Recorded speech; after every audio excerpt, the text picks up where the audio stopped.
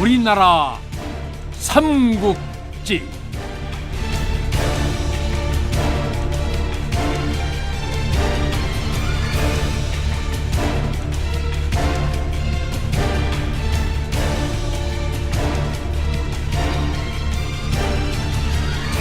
제96부 구진천.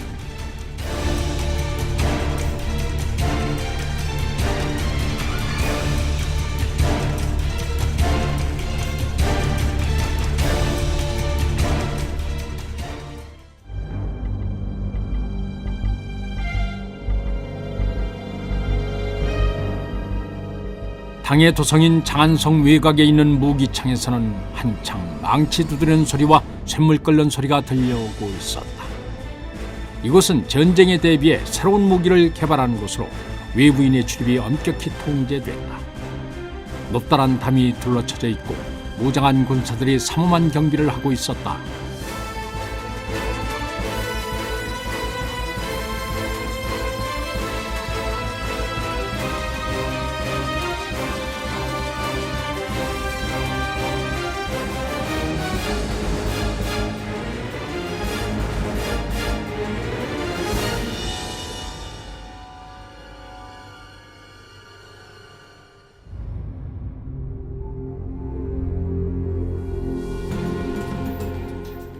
해가 중천에 떠오를 때쯤이었다. 갑자기 입구 쪽이 술렁거리더니 무기창의 관리들이 황급히 뛰어나가는 모습이 보였다. 잠시 후 한 무리의 사람들이 무기가 만들어지는 공방으로 몰려왔다. 시위장을 필두로 수많은 시위들의 호위를 받으며 공방 쪽으로 걸어오는 사람은 바로 천하제일인이라 일컬어지는 당고종이었다.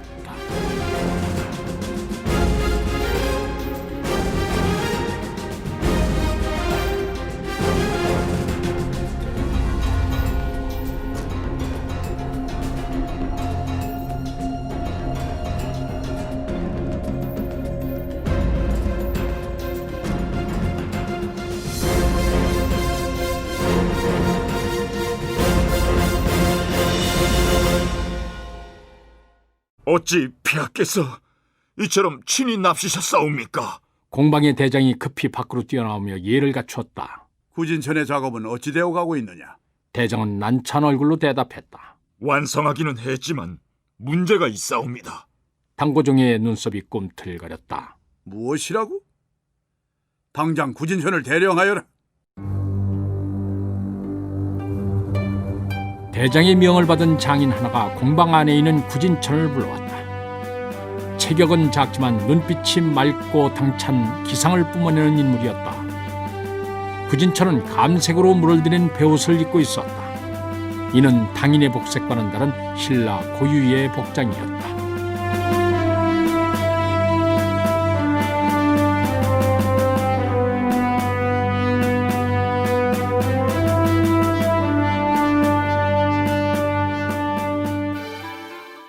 지난번에는 제목이 적당치 않다 하여 해동에서 직접 목전을 드려봤는데 이번에는 또 무엇이 문제란 말이냐? 고종은 짜증스럽게 물었다. 세뇌에 쓰이는 제목은 매우 세심하게 다루어야 하옵니다. 이번에 들여온 제목은 겉으로 보기에는 이상이 없지만 바다를 건너오면서 소금기가 침입한 듯 하옵니다. 이대로는 사정거리를 늘릴 수 없사옵니다.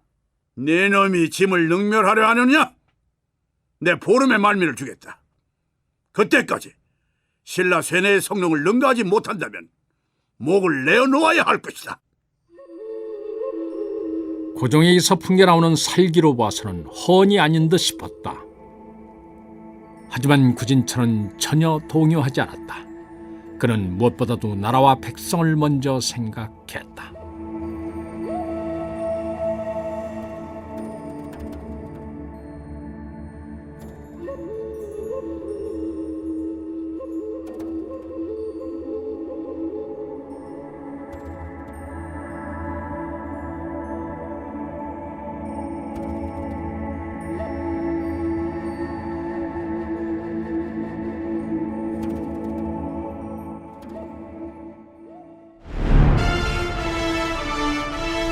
나당연합군이 백제와 고구려 정벌에 나서면서 당군이 신라군의 무기 중에서 눈여겨본 것은 바로 쇠뇌였다. 당군의 쇠뇌가 기껏해야 화살을 300~400보 날릴 수 있는 데 비해 신라군의 쇠뇌에서 쏘아진 화살은 1000여 보를 넘게 날아갔다. 신라의 쇠뇌는 공성전이나 넓은 평야에서 벌어지는 전투에서 신라군이 압도적인 우위를 차지할 수 있도록 만들어져 있었다. 이 무렵 당은 한창 세력을 넓히고 있던 토번과 전쟁을 치르고 있었다. 토번은 당고종이 고구려와의 싸움에 집중하고 있는 사이 당이 관장하던 비단길을 점령했다. 이는 당에게 있어 치명적인 손실이었다. 당고종은 고구려에 주둔하고 있던 주력 부대를 서쪽으로 이동시켰다. 하지만 막강한 토번의 기병을 상대하는 일은 결코 쉽지 않았다. 당군이 고전을 거듭하자 당고종은 신라의 쇠뇌처럼 뛰어난 무기의 필요성을 절감했다. 그래서 신라의 사신을 보내 노사, 즉 쇠뇌 기술자를 보내게 했다.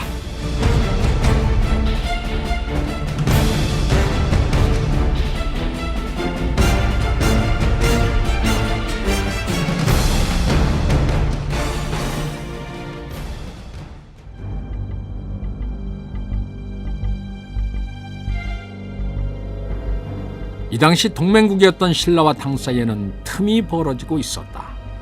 당고종은 나당연합군이 결성될 당시 고구려와 백제를 정벌하면 백제 땅과 평양 이남의 고구려 땅을 신라에게 넘겨주겠다던 약조를 어겼다. 그는 백제 땅에는 웅진도독부를, 고구려 땅에는 안동도부를 세움으로써 이 지역을 직접 통치하려는 야욕을 드러냈다. 많은 희생을 따르고도 아무런 성과를 얻지 못한 신라인들로서는 분통이 터질 일이었다. 과거 백제와 고구려의 틈바구니에서 웅크리고 있을 때의 상황과 별반 달라진 것이 없는 데다가 당의 거만한 태도로 보아서는 신라의 영토마저도 욕심을 내지 않을까 걱정스러웠다.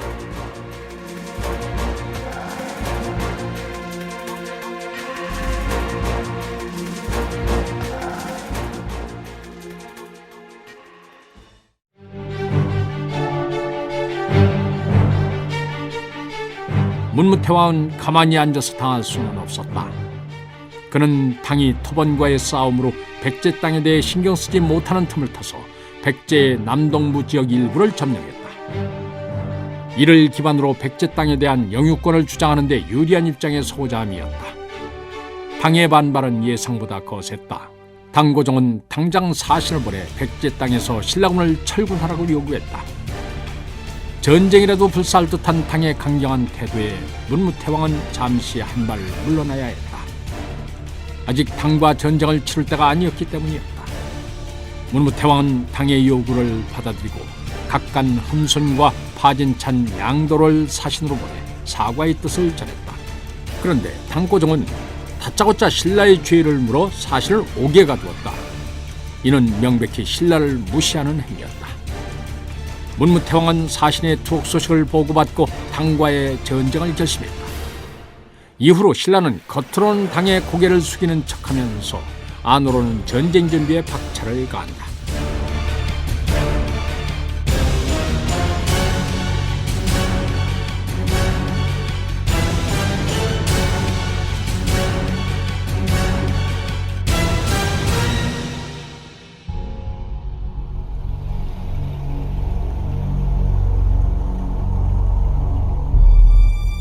몇 달 뒤 당고종이 사신을 보내 쇠뇌 기술자를 보내라 했을 때 문무태왕은 고민에 빠졌다.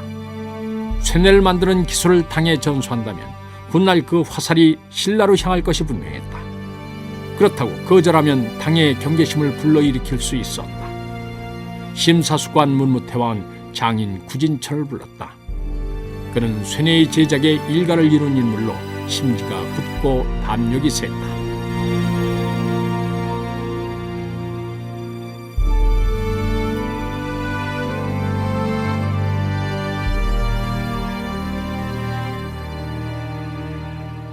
저것들이 쇠뇌 만드는 책임자를 보내달라고 하는데 어찌하면 좋겠는가? 절대 당나라에 쇠뇌 만드는 기술이 넘어가게 할 수는 없다. 문무태왕이 구진찬에게 속사정을 털어놓았다. 제가 이제껏 폐하의 은덕 덕분에 살아왔는데 어찌 폐하의 근심을 모른 채 할 수 있겠사옵니까? 폐하께 없어는 심려 마시고 저를 당나라에 보내주시옵소서. 제가 알아서 조처하겠사옵니다. 문무태왕은 남게 될 그의 피부치에게 보답을 하고 싶었다. 그러나 구진천은 처자도 없는 혈혈단신이었다. 문무태왕이 목이 메어 말했다. 내가 어떻게 하면 그대의 공에 보답할 수 있겠는가? 저에게 생을 주신 것은 아비이고 저를 알아주신 것은 태왕폐하이옵니다. 보상이라니 담지도 않은 말씀이옵니다. 마침 저의 부모도 돌아가고 없사오니 목숨을 바쳐 임무를 완수하여 폐하의 은덕에 보답하겠사옵니다. 문무태왕은 그를 당으로 보내며 눈물을 글썽거렸다.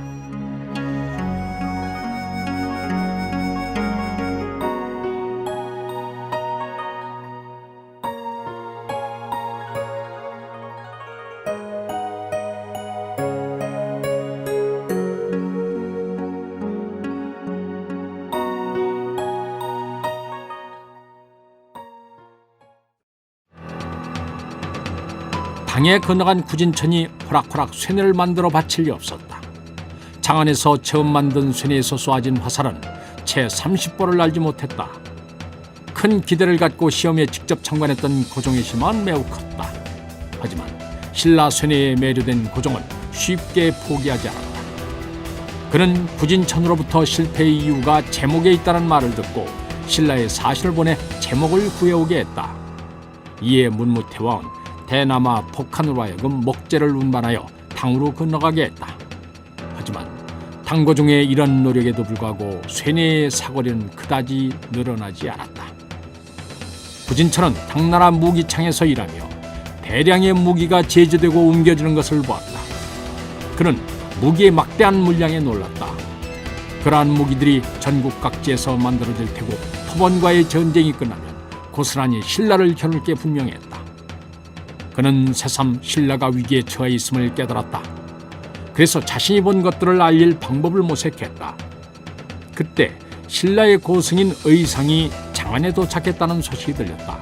구진천은 무기창의 통일을 매수하여 은밀히 의상에게 서찰을 전하게 했다.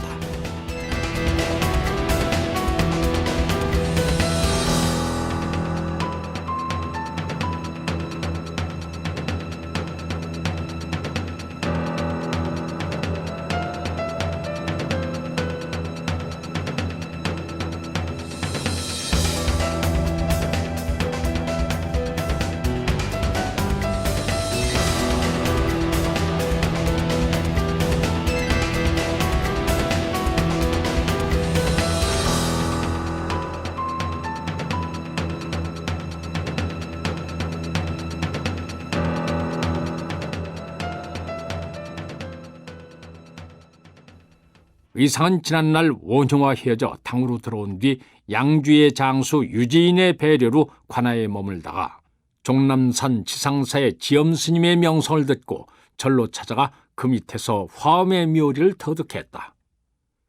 의상은 도를 깨달은 뒤 신라로 돌아가기 위해 종남산을 떠나 장안에 이르렀을 때 고국의 재상인 험순과 양도가 옥에 갇혀 있다는 소식을 들었다.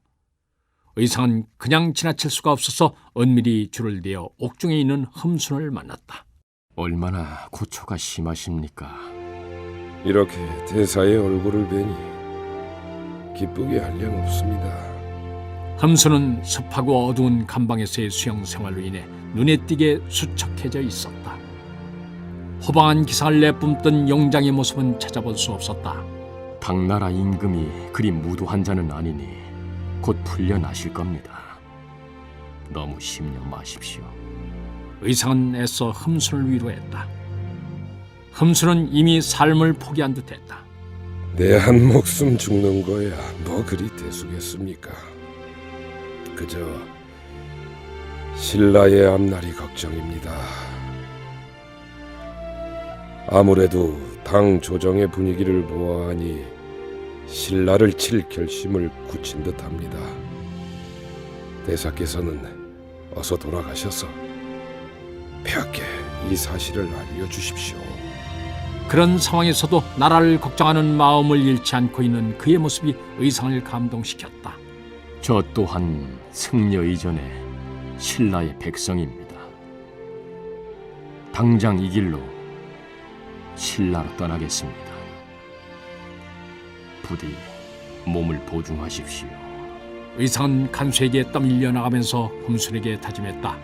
짐을 푼 객점으로 돌아가는 의상의 머릿속에서 눈이 돌아가고 볼이 패인 흠순의 비참한 모습이 떠나지 않았다. 의상이 객점 안으로 들어서는데 의상을 따르는 행자가 서찰을 전했다. 서찰을 받아든 의상의 얼굴색이 변했다. 누가 이 서찰을 전했느냐? 보아하니 관아의 통인 같았습니다. 이 사실을 누구에게도 발설치 마라. 의상은 행자의 입을 단속하고 2층 방으로 올라가서 서찰을 펼쳤다. 구진천이 보낸 서찰이었다. 그 속에는 당나라 최신 병장기의 성능과 생산 규모 등이 상세히 적혀 있었다. 앞서 흠순이 일러준 말에 이어 구진천이 보낸 정보를 접하고 나니 의상의 마음이 다급해졌다. 의상은 행자를 소리쳐 불렀다. 평소 마음의 평정을 잃지 않던 대사의 다급한 목소리를 듣고 놀란 행자가 방으로 뛰어들어왔다. 당장 떠날 채비를 해라. 장안에서 며칠 머물겠다는 말을 들었던지라 행자는 의아하여 되물었다. 지금 당장입니까? 의상은 무겁게 고개를 끄덕였다. 그는 속으로 한시라도 빨리 신라로 돌아가야 한다고 되뇌이고 있었다.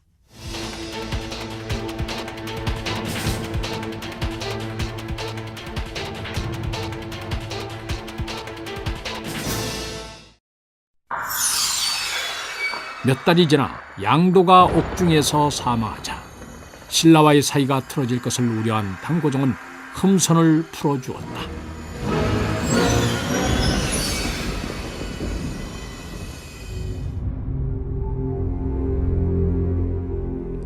서력 670년 문무태왕 10년 정월, 의상에게서 구진천의 정보를 전해들은 문무태왕은 군사를 움직일 때가 왔음을 깨달았다. 앉아서 당하지 않으려면 먼저 선수를 쳐야 했다. 그렇다면 당의 군대가 토번과의 전쟁으로 인해 서역에 묶여있는 지금이 적기였다. 문무태왕은 주변에 도열해 있는 대신들을 둘러보며 자신의 뜻을 밝혔다. 숙적인 백제와 고구려를 멸하여 삼국 통일의 위협을 이루고 태평성대를 누리리라 여겼건만 동맹국인 당이 신의를 저버리고 우리의 몫을 차지하다니 이제는 우리 땅까지 넘보고 있어. 이는 그들이 우리를 얕잡아 보고 있기 때문이요. 김은 지금이야말로 군신 상하가 일치 단결하여 무도한 당에게 우리의 힘을 보여줄 때라고 생각하오. 이때 태대각간 김유신이 자리에서 일어났다. 그는 백제와 고구려를 평정한 공을 인정받아 태왕 앞에서도 앉을 수 있는 특권을 누리고 있었다. 토끼가 죽으면 사냥길 삶아 먹는다는 말이 있사옵니다. 그러나 너무 심려하지 마시옵소서. 당이 야욕을 드러내리라는 것은 이미 예견했던 일이옵니다. 우리도 이에 대비하여 은밀하게 준비를 진행시켜 왔사옵니다. 이미 7순을 넘긴 나이였지만 전군을 호령하던 그의 기계는 조금도 빛을 잃지 않았다. 당의 전력이 막강한 것은 부인할 수 없는 사실이지만 거대한 뚝도 작은 구멍으로 인해 무너질 수 있는 법이옵니다. 당과 정면으로 부딪히기보다는 당에 저항하는 세력들을 규합하여 그들의 힘을 약화시킨 후에 대적하는 것이 훨씬 승산이 높사옵니다. 그렇다면 어떤 방책이 있겠습니까? 문무태왕은 김유신의 말에 귀를 기울였다. 김유신은 신하이기 이전에 어버이와 같은 존재였다. 태자 시절부터 많은 전장을 오가며 유신의 활약상을 직접 지켜본 문무태왕은 그에 대해 경외심을 품고 있었다. 평양성이 함락되었음에도 불구하고 고려인들은 지금도 도처에서 저항을 하고 있사옵니다. 토본과의 싸움에서 고전하고 있는 당군은 조만간 고구려 땅에 주둔하고 있는 서린귀의 군대를 서쪽으로 이동시킬 것이옵니다. 우리는 그 틈을 타서 고구려 부흥군을 지원하는 한편 백제 땅에 주둔하고 있는 당나라 군사들을 쳐서 몰아내면 되옵니다. 김유신의 계책은 타당성이 있었다. 신라의 전략이라면 백제 땅에 주둔하고 있는 웅진도독보 휘하의 당군 정도는 어렵지 않게 제압할 수 있었다.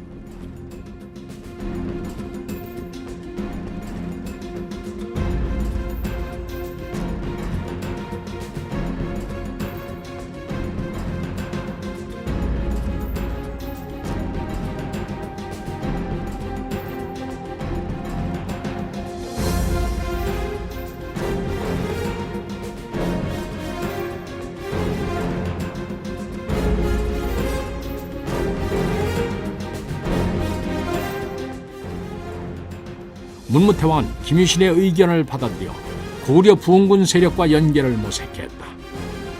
고구려 부흥군들은 자신들을 공격했던 신라의 제안이 그리 탐탁지는 않았지만 그들이 당장 상대해야 할 적은 당군이란 사실을 잘 알고 있었다. 이민족인 당나라 군사들을 몰아내고 고구려를 다시 일으키기 위해서는 적이었던 신라의 도움이라도 뿌리칠 수 없었다. 이런 이유로 신라와 가장 먼저 손을 잡은 것은 고현무였다. 고현무는 위두대형에 위치해 있던 인물로 평양성이 함락되고 보장태왕이 당군에게 끌려간 이후에 유민들을 규합하여 당과 맞서고 있었다. 문무태왕은 사찬 서료유에게 군사 1만을 주어 고현무를 돕도록 했다. 신라의 지원에 힘을 얻은 고현무는 서료유와 함께 군사를 이끌고 압록수를 건너 북상했다. 그들의 목표는 오골성이었다. 고현무가 이끄는 나리어 연합군이 오골성 근처 개돈양에 이르렀을 때 당과 손을 잡은 말갈군들이 모습을 드러냈다. 고현무는 말갈 군사들이 미처 방비할 틈을 주지 않고 공격을 퍼부었다. 신라군의 합류로 사기가 충천한 고구려 군사들의 창끝이 사방을 휘짓고 다녔다. 말갈 군사들은 피로써 고구려를 배신한 대가를 치러야 했다.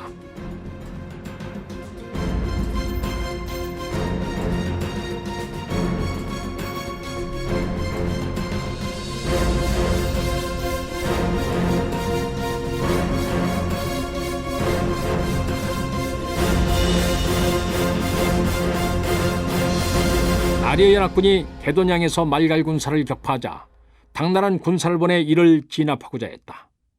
당군이 남하고 있다는 첩보가 전해지자 서로유는 고현무의 군막을 찾았다. 아직 당의 정예군과 격돌하는 것은 시기상조입니다. 일단 군사를 물린 후에 시간을 두고 유민들을 규합하여 힘을 길러야 합니다. 신라군의 목적은 당군을 교란시키는 것이지 당장 결판을 내자는 것이 아니었다. 김유신의 지시를 받은 서로유는 애초부터 당나라 군사들과 정면으로 충돌할 생각이 없었다. 당군의 위세가 두려웠다면 애초부터 군사를 일으키지도 않았을 것이오. 이제 겨우 시작인데 군사를 물리다니 될 법한 말이오. 고현무의 눈에 핏발이 섰다. 그는 신라군이 자신들을 도울 마음이 있는지 의심스러웠다. 당나라의 군사들이 이미 요동성을 떠났다 하니 조만간 이곳으로 모여들 것입니다. 그렇다면 우리가 오골성을 함락시킨다 하더라도 곧 저들에게 포위되는 처지가 될 것입니다. 우리의 목표는 이곳에서 명예롭게 죽는 게 아니라 당군의 칼날 아래 웅크리고 있는 고구려 백성들을 일깨우는 일입니다. 정 고집을 부리신다면 소장은 휘하의 군사들을 이끌고 신라로 돌아가겠습니다. 서로유의 말에도 일리가 있었다. 이곳에 모인 군사만으론 당의 대군과 싸워 이길 수 없었다. 무턱대고 싸우다 죽는다면 자신의 명예를 빛내는 데는 도움이 될지 모르겠지만 꿈틀거리며 일어나고 있는 고구려 부흥운동에는 오히려 찬물을 끼얹을 수 있었다. 더구나 서로유가 신라군을 이끌고 떠난 후에 혼자서 당의 대군을 대적한다는 것은 너무도 무모했다.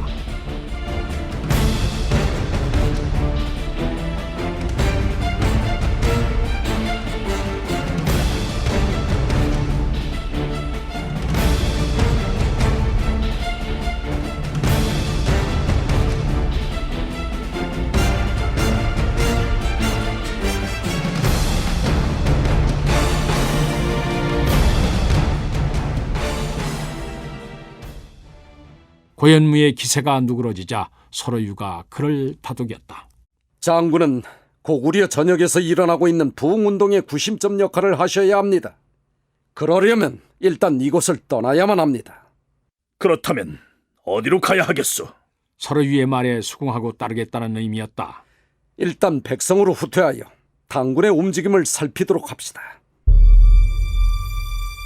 이리하여 나리어 연합군은 당군을 피해 남하하여 재령평야에 위치한 백성으로 후퇴를 했다. 비록 개돈양에서 나리어 연합군과 당나라 군사들 간의 직접 충돌은 없었지만 신라가 고려 부흥군과 손을 잡았다는 사실은 당에게 당혹스러운 일이었다.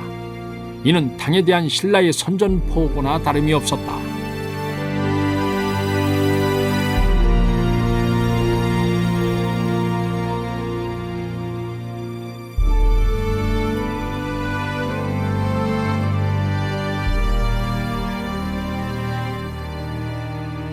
어느덧 여름이 지났는지 사야도 해변의 바람은 서늘했다. 바닷가를 거닐던 안승은 바위무지 앞에 이르러 걸음을 멈췄다. 안승은 새삼스럽게 해안을 둘러보았다. 사야도는 지난날 백제를 치기 위해 출정한 소정방이 당나라 군사들을 이끌고 상륙했던 곳이었다.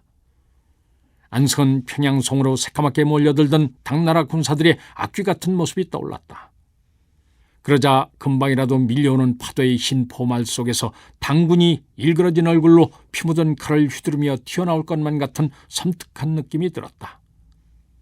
안승은 그 당시의 기억을 떨치기 위해 도리지를 쳤다. 그때 수평선 너머에서 배 한 척의 모습을 드러냈다. 이를 본 안승은 두려움에 휩싸였다. 당군의 추격을 피해 궁벽진 섬까지 도망쳐봤건만 이곳마저 그들의 손길이 뻗쳤다면 더 이상 탈환할 곳이 없었다. 안승이 낙담하고 있는 동안 배는 점점 그 윤곽을 선명하게 드러냈다. 안승은 그 자리에 못 박혀 있었다. 그는 도망쳐 다니는 일에 지쳐 있었다. 이쯤에서 마음 졸이는 생활을 끝내고 싶었다.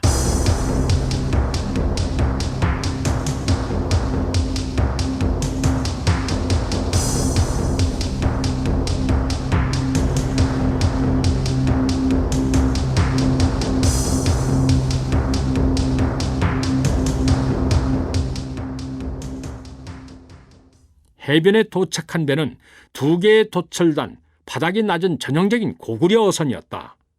뱃머리에는 호리호리한 체격에 고집스럽게 보이는 각진 턱이 두드러진 중년의 남자가 서 있었다. 산엔 바위무지 앞에 서 있는 안승을 발견하고는 주저없이 배에서 뛰어내려 빠른 걸음으로 다가왔다. 이제야 찾았습니다. 산엔 삘 듯이 반가워하며 안승의 손을 덥석 잡았다. 모든 희망을 포기하고 최후의 순간을 기다리고 있던 안승은 예상치 못했던 상황에 놀래서 산을 쳐다보았다. 마냥 기뻐하는 그에게서는 어떠한 적의도 보이지 않았다. 소인은 대형 검모잠이라고 합니다. 그의 손이 흥분으로 인해 떨렸다. 안승은 사내가 고구려인임을 알고 저기 안심이 됐다. 하지만 마음을 완전히 놓을 수는 없었다. 당에서 간계를 쓰고 있을지도 모르는 일이었다. 안승은 애써 태연하게 물었다. 무슨 일로 이 후미진 곳까지 나를 찾아왔소? 지금 고구려 전역에서는 당에 대한 저항을 멈추지 않고 있습니다. 비록 도성에 함락되고 폐하께서 저들에게 끌려가셨지만 백성들의 마음속에는 여전히 고구려인의 긍지가 살아있습니다. 지금이야말로 왕자께서 나서서 그들의 구심점이 되어주셔야 할 때입니다. 검모잠의 열망은 갓 잡은 물고기처럼 파닥거리고 있었다. 뜨거운 기운이 안승의 가슴으로 파고들어왔다. 웅크리고 있던 심장이 차츰 빠르게 뛰었다. 마치 검모잠의 열정에 전염이 된 듯 했다.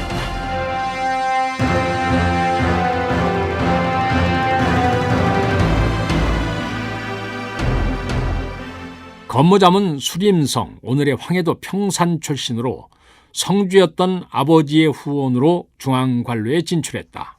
이 당시 고구려 조정은 태대대로 연개소문의 집안과 그 측근들로 가득 차 있었고 아무런 실권이 없는 보장태왕은 그저 연개소문의 눈치만 살피고 있었다. 그런 까닭에 만일 높은 벼슬을 원한다면 연개소문의 측근들과 긴밀한 교제를 해야 했다. 검모잠은 이런 정국을 그대로 보아넘길 수 없었다. 그는 당과의 대전을 승리로 이끈 연개소문의 뛰어난 능력을 인정했지만 그의 사후에도 고구려가 천하의 중심에 우뚝 서기 위해서는 보장태왕이 왕권을 회복하고 인재를 고루 등용하여 군신 간의 견제와 균형을 이루어야 한다고 생각했다. 그것만이 나라의 안정을 유지할 수 있는 길이었다. 검모잠은 뜻을 함께하는 젊은 신하들과 함께 보장태왕의 편에 섰다. 하지만 이미 나라 곳곳에 깊숙이 뿌리박은 연개소문의 세력에 대항하기엔 그들의 힘이 너무나도 미약했다. 결국 연개소문 세력의 눈밖에 난 검모잠은 중앙에서 밀려나 국모성의 성주로 보내졌다.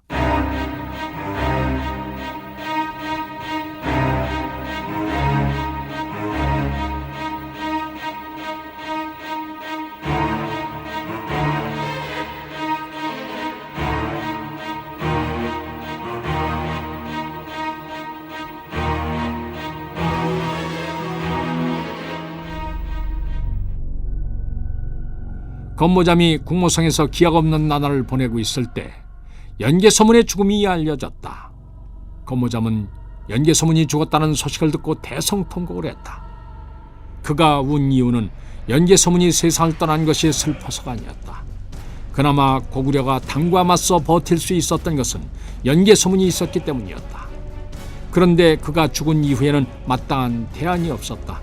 그의 뒤를 이은 남생은 광대한 고구려를 이끌 만한 제목이 아니었고, 보장태왕은 연개서문의 울타리 속에서 자라왔기 때문에 스스로 조정을 장악할 만한 능력이 없었다.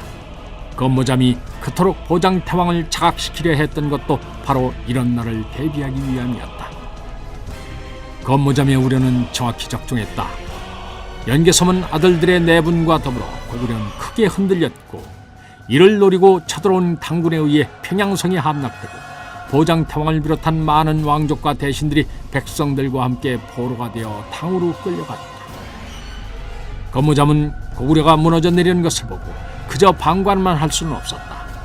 이제야말로 나라와 백성들을 위해 자신의 목숨을 걸 때가 온 것이었다. 건모잠은 국모성 주변의 유민들을 규합하여 당의 관리들을 공격하고 살해했다. 이는 당에 대한 경고의 의미였다. 건모잠 부대의 규모가 커지자 그들은 당군의 표적이 됐다. 건모잠은 국모성이 적을 맞아 싸우기에 적합치 않다고 여기고 태수를 건너 남하여 한성의 털을 잡았다.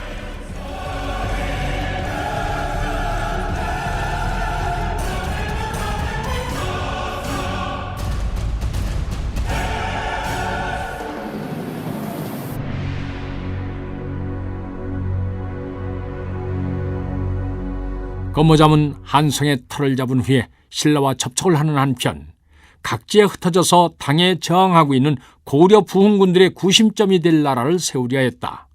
건모잠은 고구려 태왕으로 내세울 만한 고귀한 신분의 필요성을 절실히 느꼈다. 이때 보장태왕의 서자인 안승이 사야도에 있다는 소문이 들려왔다. 건모잠은 안승을 태왕으로 옹립한다면 고구려 부흥운동에 새로운 전기를 마련할 수 있을 것 같았다.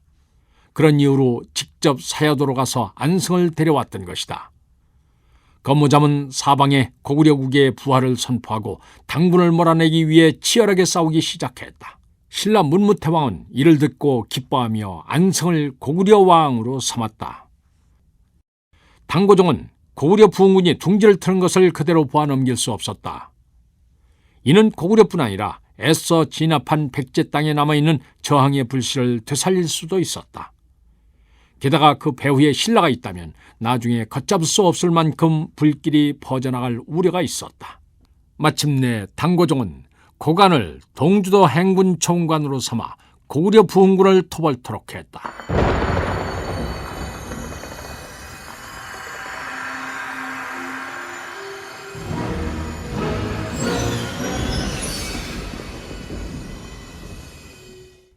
당의 대군이 쳐들어온다는 소식을 접한 안승왕은 얼굴이 사색이 됐다. 다시금 평양성의 악몽이 떠올랐다. 그는 급히 건모잠을 비롯한 장수들을 불렀다. 지금 우리의 병력으로 당의 대군을 맞아 싸우는 것은 무모한 일이오. 이를 어찌하면 좋겠소? 안승왕의 목소리가 떨려 나왔다. 우리에게는 더 이상 물러날 곳이 없사옵니다. 죽기를 각오하고 맞서 싸워야 합니다. 건모잠의 결심은 단호했다. 무조건 맞서 싸우는 게 능사는 아니오. 일단은 신라로 몸을 피했다가 훗날을 기약하는 게 어떻겠소? 이대로 싸워보지도 않고 신라에 투항한다면 그들 역시 우리를 없이 여길 것이옵니다. 더 이상 고구려인의 명예를 더럽혀서는 안 되옵니다. 자신 스스로 자존심을 내버리면서 어찌 다른 사람이 인정해주기를 바라겠사옵니까? 일단 당군을 맞아 싸우면서 신라의 구원을 요청하는 게 좋겠사옵니다. 건모잠은 조금도 뜻을 굽히지 않았다. 안승왕은 건모잠의 전횡에 신물이 났다. 그는 건모잠과 함께 죽고 싶은 마음이 없었다. 안승왕은 당장이라도 도망치고 싶은 마음에 안절부절을 못했다. 혼자라도 신라로 달아나고 싶었다. 하지만 그리하려 해도 건모잠이 절대 허락하지 않을 것이었다. 비록 안승이 왕이기는 했지만 고구려 부흥군을 움직이는 실세는 건모잠이었다. 군사들도 그의 명령에 따라 움직이고 있었으므로 안승왕이 자신의 뜻대로 할 수 있는 것은 아무것도 없었다.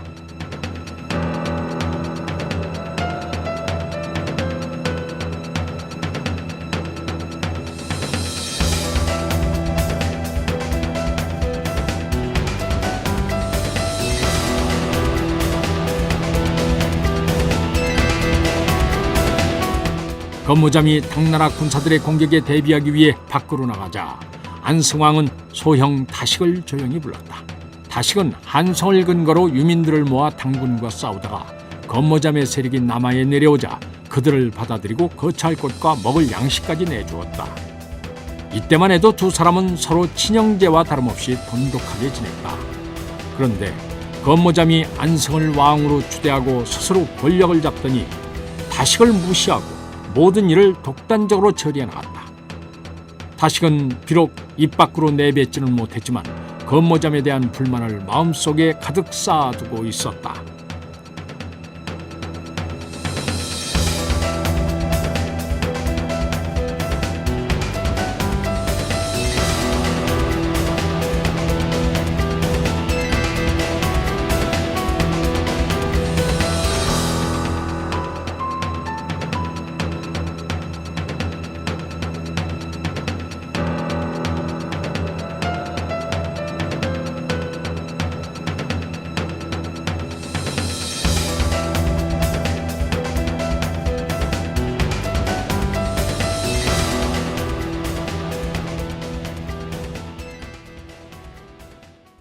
안승왕은 다시 건모잠을 대하는 태도에서 그의 불편한 심기를 읽고 있었다.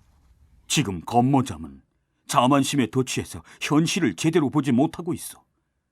만일 이대로 당군이 쳐들어온다면 우리는 목숨을 보존하기 어렵소. 폐하의 말씀이 지당하시옵니다. 하지만 군사들이 모두 그자를 따르고 있으니 어찌 해볼 도리가 없사옵니다. 그래서 말인데 건모잠만 없어진다면 일이 수월해질 듯하오. 우리 모두를 위해서 장군이 힘을 써주셔야 하겠소. 다식은 순간 긴장하여 주위를 살폈다. 자칫 발각이라도 되는 날이면 저는 물론 폐하의 목숨까지 위태롭게 되옵니다. 어차피 가만히 있어도 죽는 건 매 한 가지가 아니겠소. 우리의 운명은 장군의 어깨에 달려 있어. 다식은 곰곰이 생각했다. 건모잠만 없다면 자신이 고구려 부흥군의 중심에 우뚝 설 수 있다는 욕망이 다식의 온몸을 휘감아들었다. 그날 밤 다식은 품 안에 칼을 감추고 건모잠을 찾아갔다. 건모잠은 아무런 의심도 없이 그를 맞아들였다. 다식은 한동안 너무 소원했다며 술상을 청했다. 건모잠 역시 다식에게 미안한 마음이 없지 않았으므로 흔쾌히 허락했다. 술잔이 오고 갔다. 건모잠은 다식과의 불편한 관계를 청산했으므로 기분이 좋아 따라주는 대로 잔을 비웠다.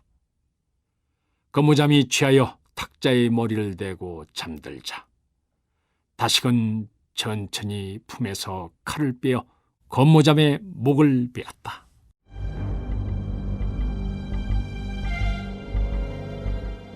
깊은 상처에서 흘러나온 피가 옷을 붉게 물들이며 바닥으로 천천히 흘러내렸다.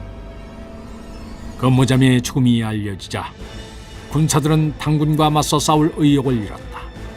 안승왕은 군사들을 설득하여 신라에 투항했다. 신라의 문무태왕은 그를 거두어 금마저 오늘날 익산을 영지로 내리고 보덕국을 세워 허수아비 왕으로 삼았다. 이로써 고구려를 다시 일으키겠다는 건모잠의 소망은 소나기를 맞은 화토불처럼 쓰러졌다.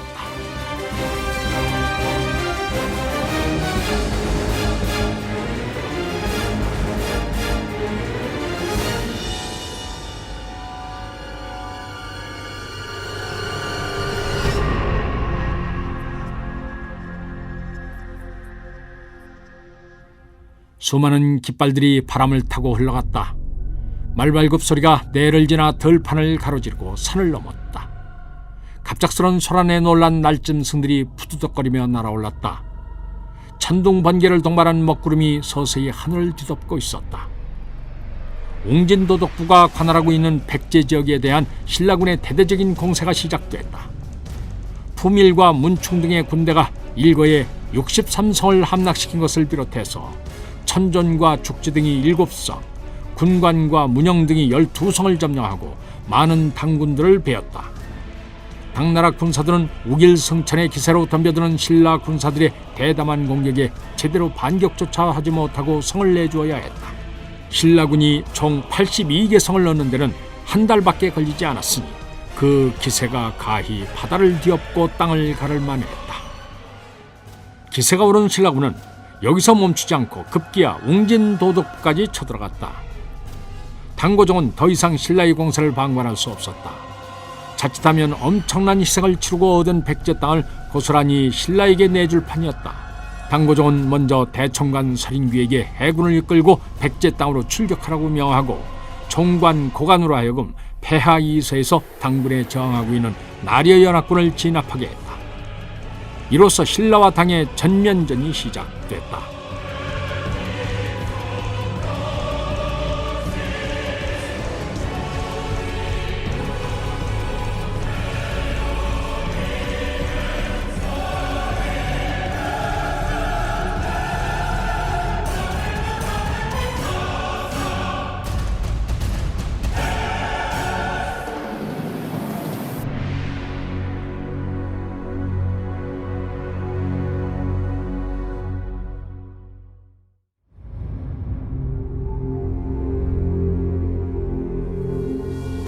당과 결판을 내기로 결정한 문무태왕은 공세의 고삐를 늦추지 않았다. 그는 당나라 군사가 웅진도덕부를 구원하러 온다는 말을 듣고 대하찬 진공에게 군사를 주어 금강어귀 웅포를 지키게 했다. 그리고 장군 죽지로 하여금 웅진도덕부의 요충지인 가림성을 공격하게 했다. 가림성 주변의 평야는 웅진도덕부의 군량을 대는 곡창지였으므로 매우 중요한 땅이었다. 장군 죽지가 이끄는 신라군이 가림성에 당도했을 때는 곡식이 한층 무르익을 무리에 비었다. 죽지는 김하군에게 명을 내려 표를 짓밟게 했다. 성을 지키며 신라군의 움직임을 주시하던 당군은 이를 가만히 바라보고만 있을 수 없었다. 말발굽에 짓이겨지고 있는 표들이 고립된 그들이 기대할 수 있는 유일한 식량이었던 것이다. 가림성의 당군들은 신라군을 저지하기 위해 성문을 열고 나왔다. 이는 바로 죽지가 노리던 바였다. 죽지는 당군이 다시 성으로 탈환하지 못하도록 멀리 석성까지 끌어낸 후에 공격을 퍼부었다. 당군은 여러 날 고립된 데다가 식량 확보마저 어려웠기 때문에 사기가 바닥에 떨어져 있었다. 그에 비해 연전연승을 거듭한 신라 군사들은 자신감에 차 있었다. 싸움의 승패는 시작하기 전부터 이미 갈려 있었다. 신라군은 이 전투에서 5,000명이 넘는 당나라 군사들의 목을 베고 백제 출신 장군 2명과 당나라 과의 6명을 사로잡는 대승을 거두었다.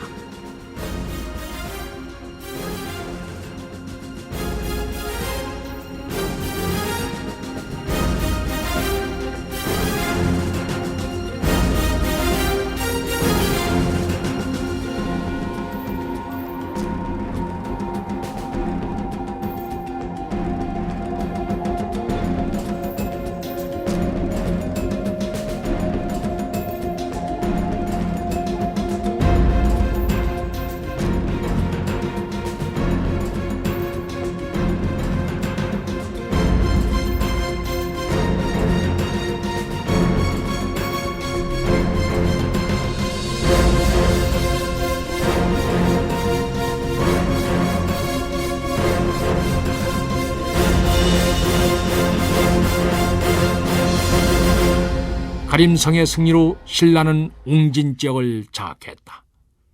궁지에 몰린 웅진도덕부의 군사들은 웅진성을 떠나 북쪽으로 물러나야 했다. 이로써 신라는 백제 땅의 대부분을 차지하게 된다.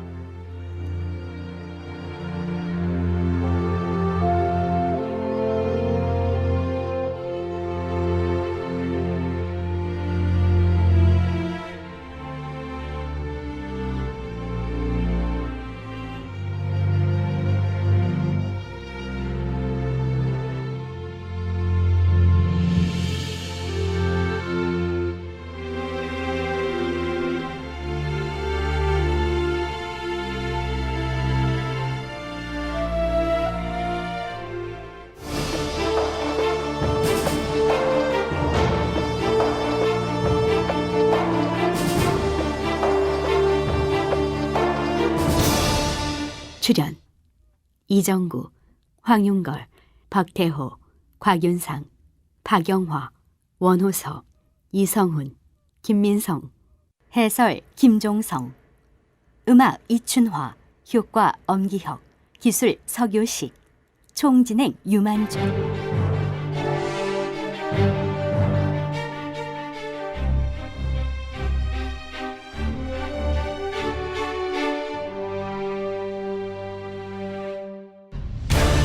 임동주 원작, 김기덕 연출, 제96부 부진천 편이었습니다.